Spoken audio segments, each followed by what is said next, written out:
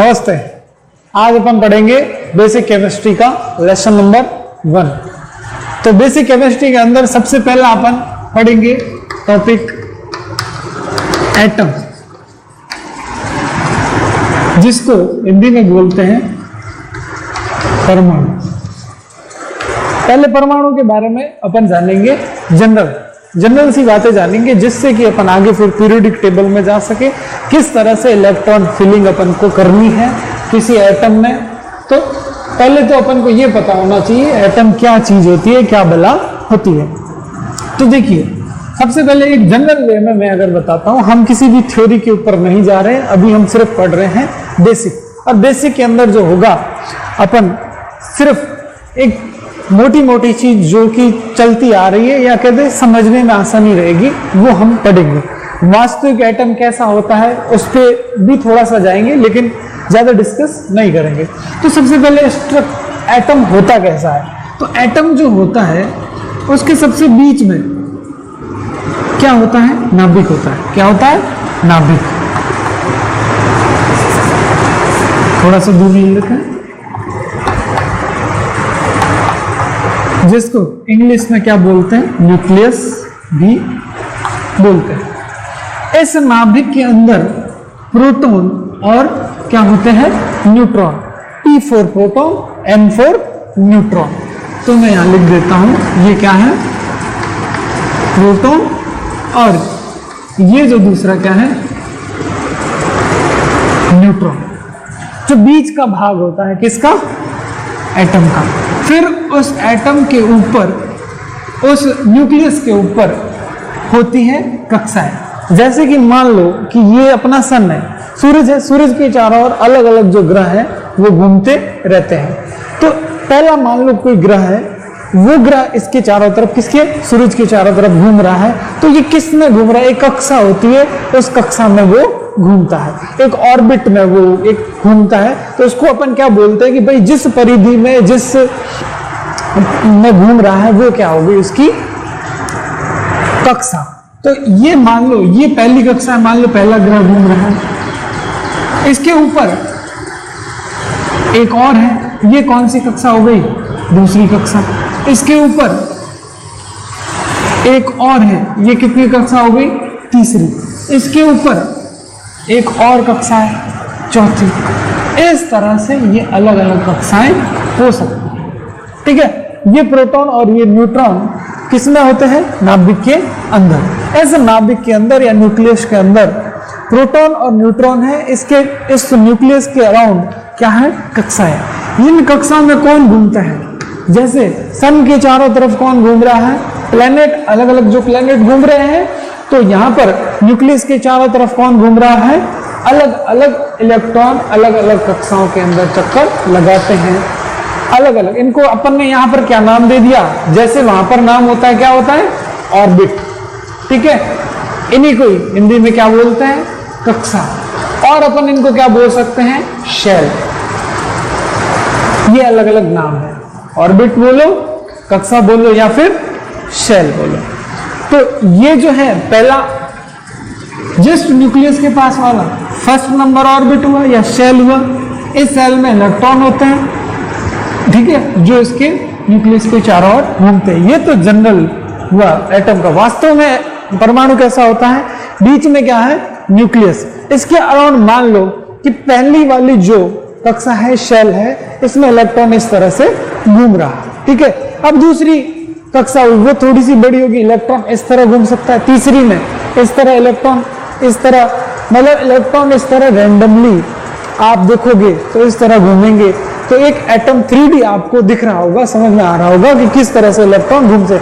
अलग अलग बहुत सारी कक्षाएं हो सकती हैं अकॉर्डिंग टू कि वो एलिमेंट कौन सा है।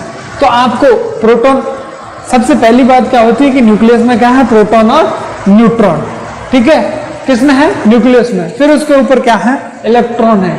ये इलेक्ट्रॉन फर्स्ट क्लास, 2, 3, 4, इस तरह से बहुत सारी क्लासेस हो सकती हैं। तो सबसे पहले अपन बात करते हैं कक्षा की। तो इन कक्षाओं के अंदर भी कुछ और कक्षाओं को भी और भागों में बांटा गया है। कक्षा को अपन बांटते हैं तब उसको अपन क्या बोलते हैं, या तो अपन बोल दो सब ऑर्बिट, या फिर बोल दो सब सेल, ये दो नाम थे, या तो सब ऑर्बिट बोल दो या फिर क्या बोल दो, सब सेल। ठीक है ना। इसको जो है अपन कोष भी बोल सकते हैं, तो जो इसका नाम है उपकोष हो जाएगा। क्या नाम हो जाएगा, उपकोष।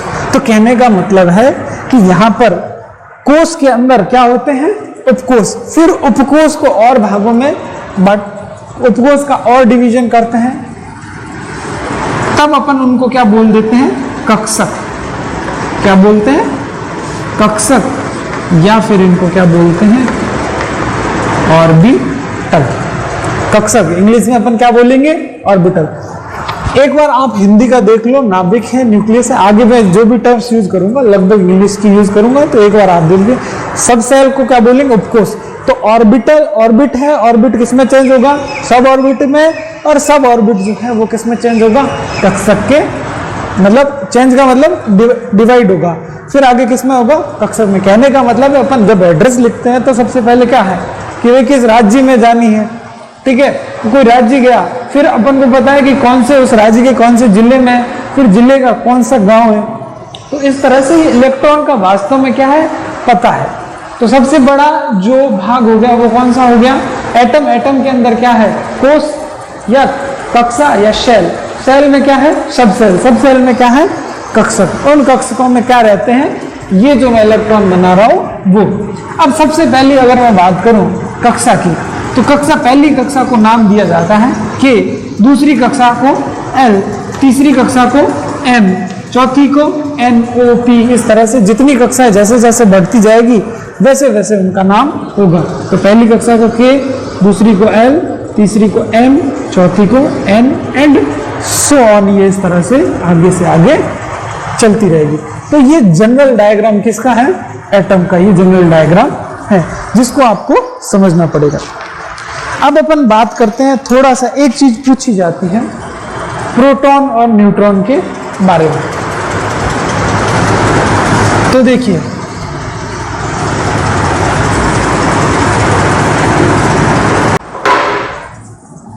तो यहां पर इलेक्ट्रॉन बहुत ही कम भार वाले हैं, तो बहुत सारे इलेक्ट्रॉनों को अगर अपन जोड़ भी दें तो यहां पर जो टोटल इलेक्ट्रॉन का भार है इसको अपन अगर ए से रिप्रेजेंट करें, कुल द्रव्यमान टोटल, हाँ,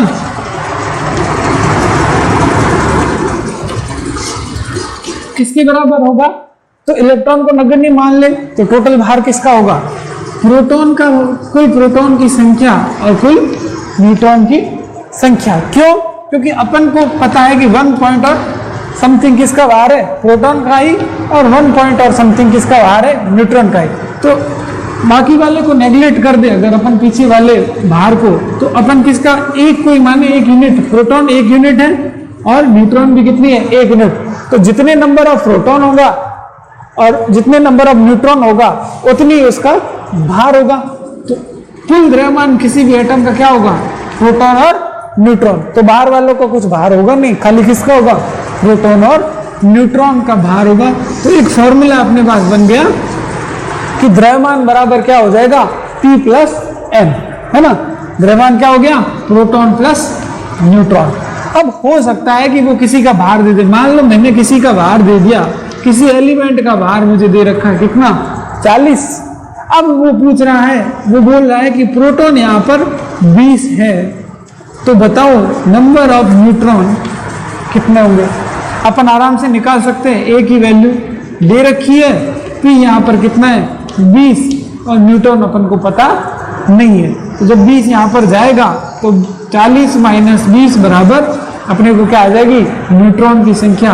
तो यहाँ पर न्यूट्रॉन कितने हो गए, 20।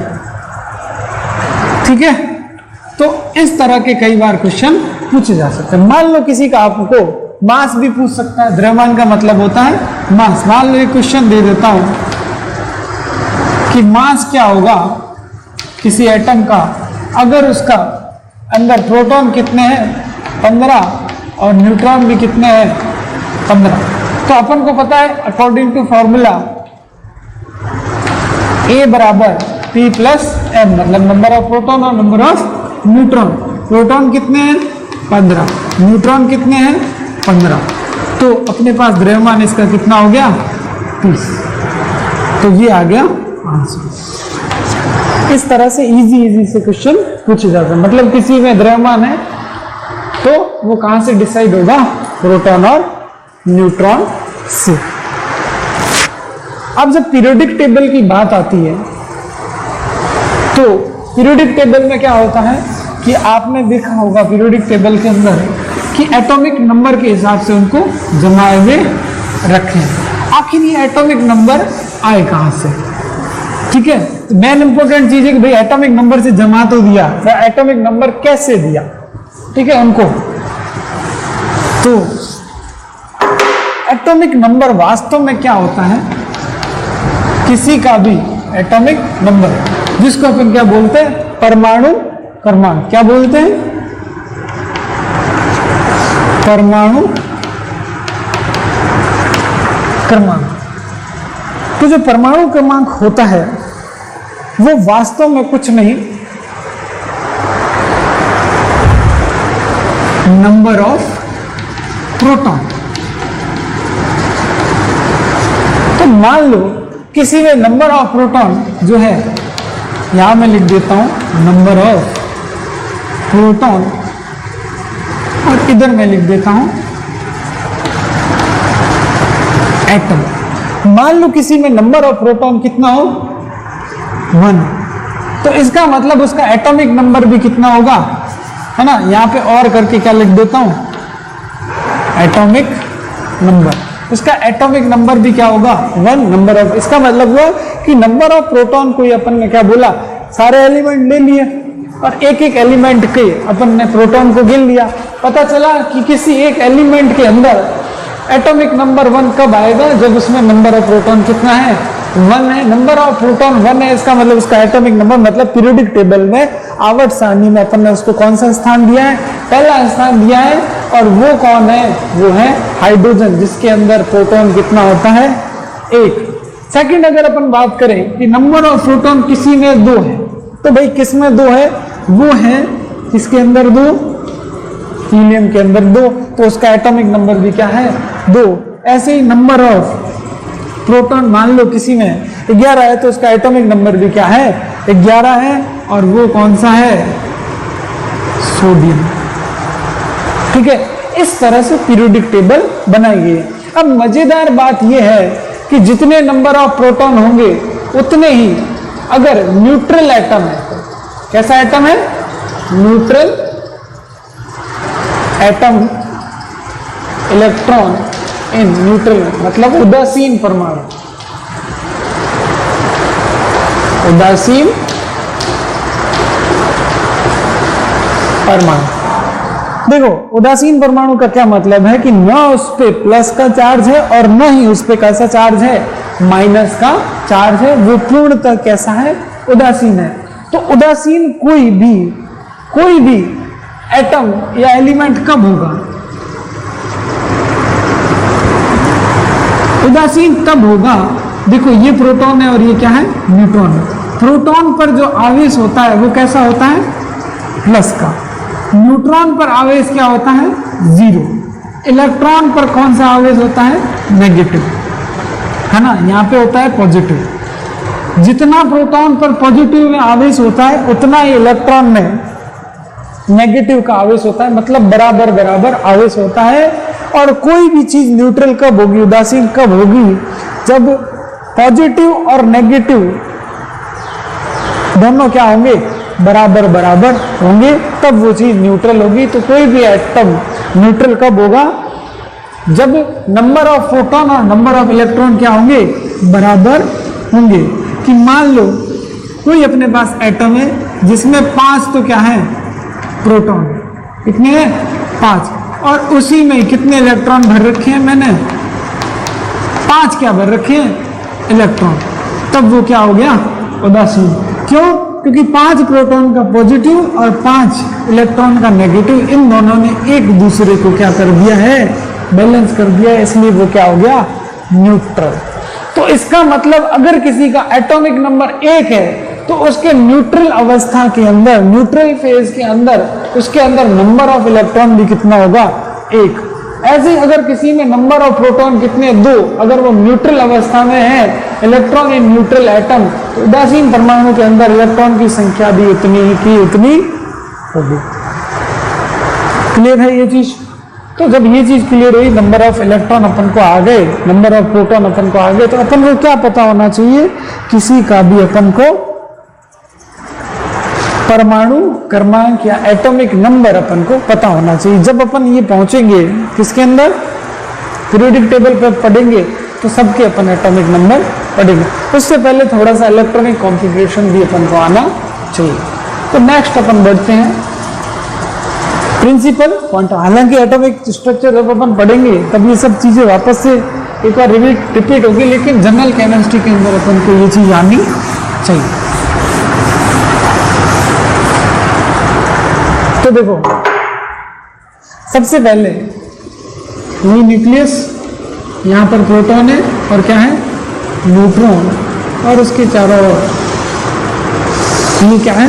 शेल। ठीक है, ये क्या है? सेल। सेल में क्या होता है? सब शेल, उपकोष जिसको अपन बोलते हैं, और उपकोष के अंदर क्या होता है? ऑर्बिटल, है ना? इसको बोलते हैं, दूसरा वर्ड आपको पता है ऑर्बिट, और ये कौन सा है? सब ऑर्बिट।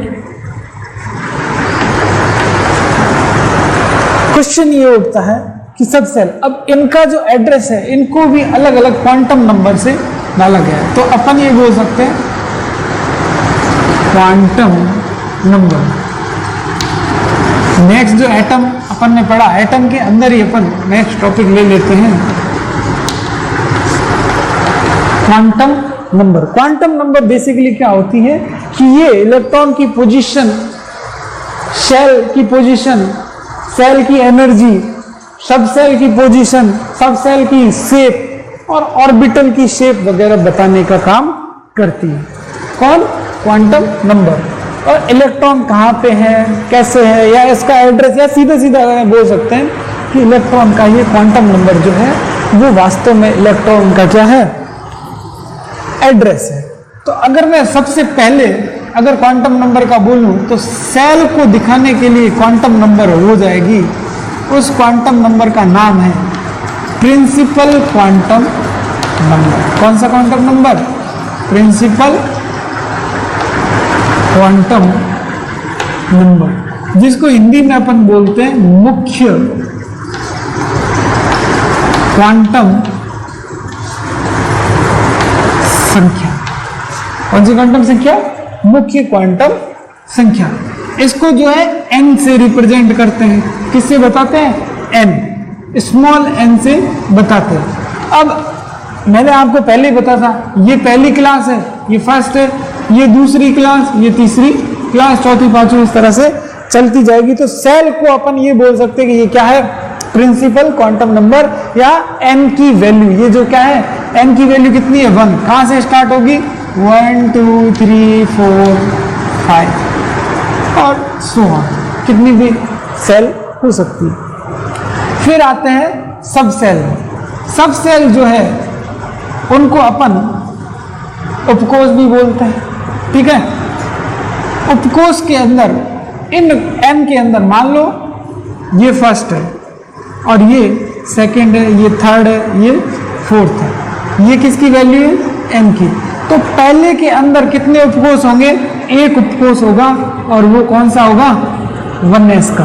दूसरे के अंदर दो होंगे, एक होगा 2s और दूसरा होगा 2p। अब p और s क्या होगा ये आगे वाले बताओ। तीसरे में क्या होगा? 3s 3p और 3d, 3 उपकोष होंगे। तो ये क्या हो गया? उपकोष। ये क्या हो गया? उपकोष। इसको जो है अपन किससे दिखाते हैं? L से। किससे दिखाते हैं? L से दिखाते हैं।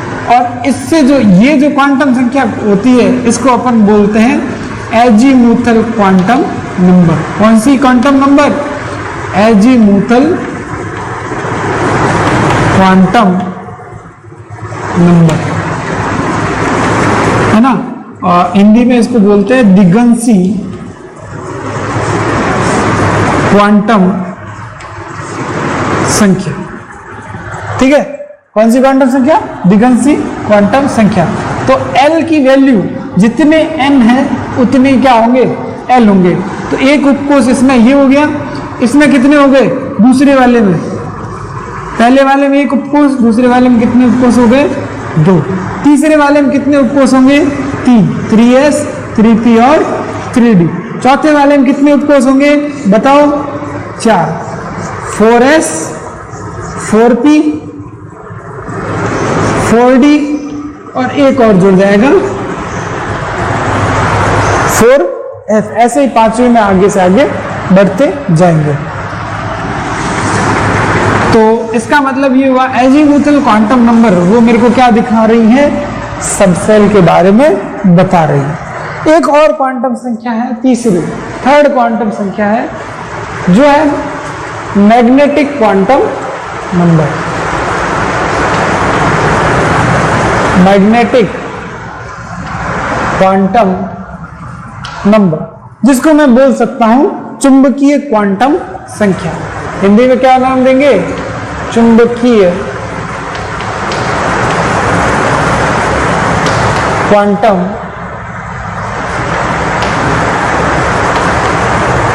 संख्या।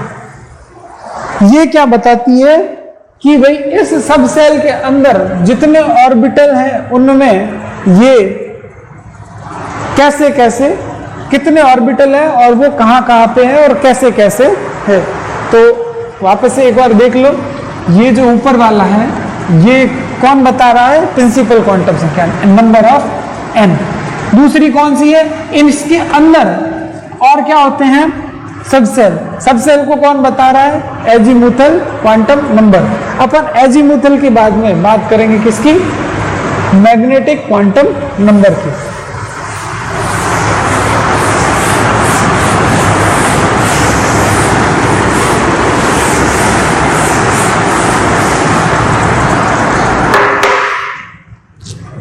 तो सबसे पहले तो अपन L अगर देखें तो L की जो वैल्यू होती है वो 0, 1, 2, 3 इस प्रकार से आगे आगे जाती है। 0 के लिए S सबसेल होता है, 1 के लिए सबसेल होता है P, 2 के लिए होता है D, 3 के लिए F, अगर 4 हो तो G। इस तरह से ये क्या बनते हैं? सबसेल बनते हैं। L की वैल्यू जो है 0, 1, 2, 3, 4 हो सकती है। L किस में होता है? N में। जितने L नंबर ऑफ वैल्यू उतनी, मतलब 1 अगर n का मान 1 है मतलब पहला ही कोष है न्यूक्लियस के ऊपर, तो उसमें केवल 1 होगा। सबसेल कितना होगा? 1। शुरुआत हमेशा किससे होगी? S से। फिर अगर 2 है तो एक S होगा और दूसरा कौन सा होगा? P। फिर अगर 3 है तो एक S है, दूसरा कौन सा है? P है और तीसरा कौन सा है? D है। और अगर 4 है तो एक S है, दूसरा P है और तीसरा क्या है? D और चौथा क्या है? F है। अगर वैल्यू n की कितनी है? 5, तो इसमें इसका मतलब 5 सबसेल होंगे। तो S भी होगा, P भी होगा, D भी होगा और F भी होगा और G भी होगा। तो अब अगर अपन बात करते हैं कि भाई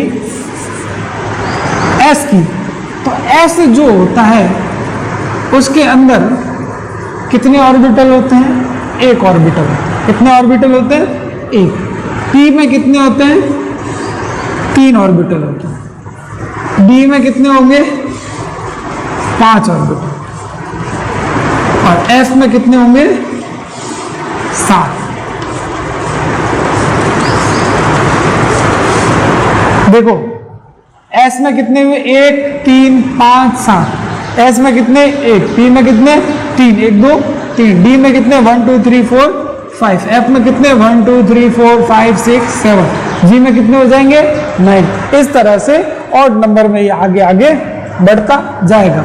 अब अपन ने एक बात की थी मैग्नेटिक क्वांटम नंबर की। तो मैग्नेटिक क्वांटम नंबर को ml से दिखाते हैं। m बड़ा और l इसके लोअर स्क्रिप्ट के अंदर स्मॉल l होता है। तो इसको किससे रिप्रेजेंट करते हैं? ml से। किसको? मैग्नेटिक क्वांटम नंबर को। चुंबकीय क्वांटम संख्या को। अब जो ml की वैल्यू होती है वो कहां से स्टार्ट होती है, 0 से। तो s में क्या होता है कि एक ही होता है तो 0। अगर p की बात करूं तो हमेशा बीच वाला 0, इधर वाला -1 और इधर क्या कर दो +1। ऐसे ये d है, d में ये बीच वाला क्या है 0, इधर हो गया +1, इधर हो गया +2, इधर हो गया -1 और ये क्या हो गया -2। ये क्या है, ml की वैल्यू है। ये पूरा एक सबसेल है, ये S सबसेल, ये P सबसेल, ये क्या है मैं यहां लिख देता हूं, ये सारे क्या है सबसेल, है ना, उपकोष जिसको अपन बोलते हैं। और ये यहां पर क्या दिखा रहा है, कक्षकों को। किसको दिखा रहा है, कक्षकों को। और ये कक्षकों की कौन सी क्वांटम संख्या है, चुंबकीय क्वांटम संख्या है, मैग्नेटिक क्वांटम संख्या। ये 0, ये +1, 0 और -1 बीच वाले को लिया। अब इसमें बीच वाला कौन सा है, ये इधर -1, -2, -3, +1, +2 और ये +3। समझ में आई बात। तो आपने एक चीज देखी कि अगर L की वैल्यू कितनी है 0, तो इसका मतलब ये कितना आ रहा है 0। L की वैल्यू 1 है तो कितनी वैल्यू आ रही है, +1 से लेकर -1 तक, है ना। L की वैल्यू 2 है तो 2 से लेकर -2 तक। L की वैल्यू 3 है तो +3 से लेकर कितनी आ रही है -3 तक। इसलिए अपन कह सकते हैं कि L की वैल्यू ml की जो वैल्यू होती है वो कहां से कहां तक आएगी,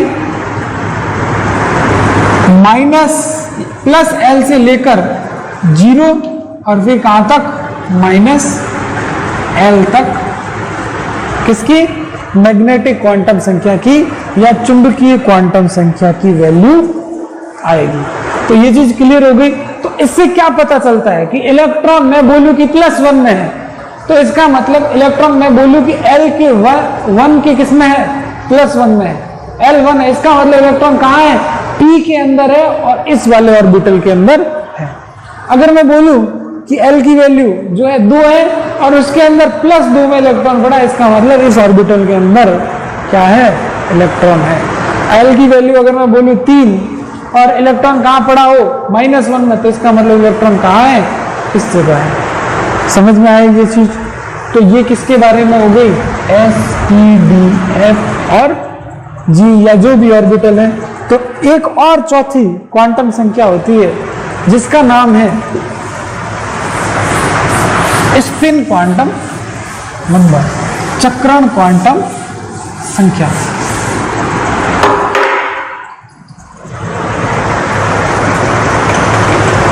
थोड़ा सा समझने का है। स्पिन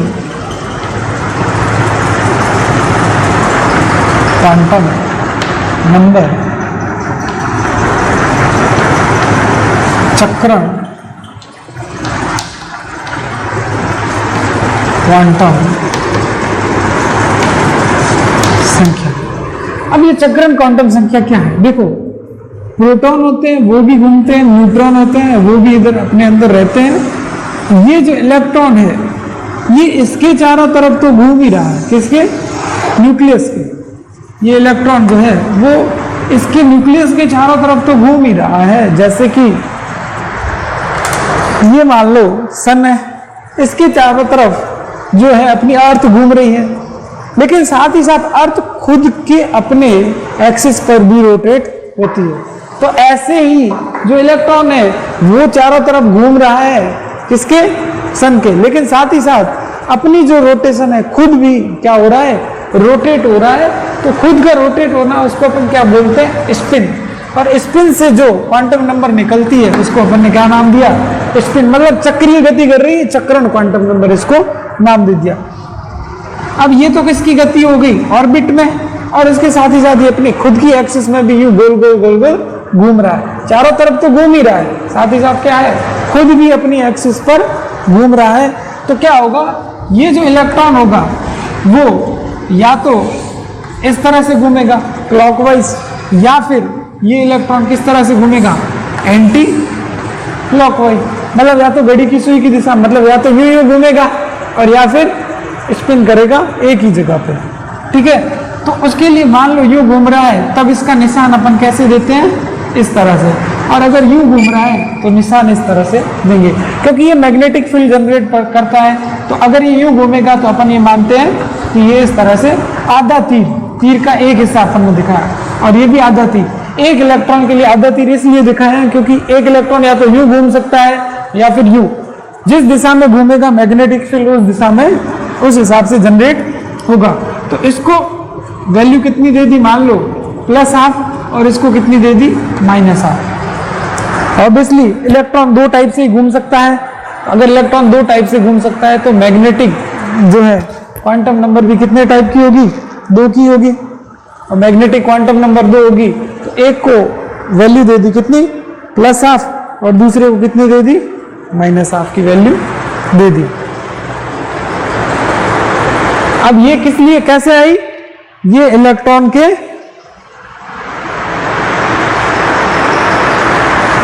घूमने के हिसाब से आई कि भाई इलेक्ट्रॉन किस हिसाब से घूम रहा है। अब कैसे भरेंगे इलेक्ट्रॉन, मान लो इलेक्ट्रॉन भरना है मुझे, ये S ब्लॉक है मेरा, एक इलेक्ट्रॉन यूं आ गया, इसका मतलब ये एक की जो वैल्यू स्पिन नंबर को कैसे दर्शाते हैं, s से। किससे, s से। तो इसकी वैल्यू कितनी होगी, +½ दूसरा भरना हो मुझे तो कितनी आएगी, -½ उल्टा कर दिया।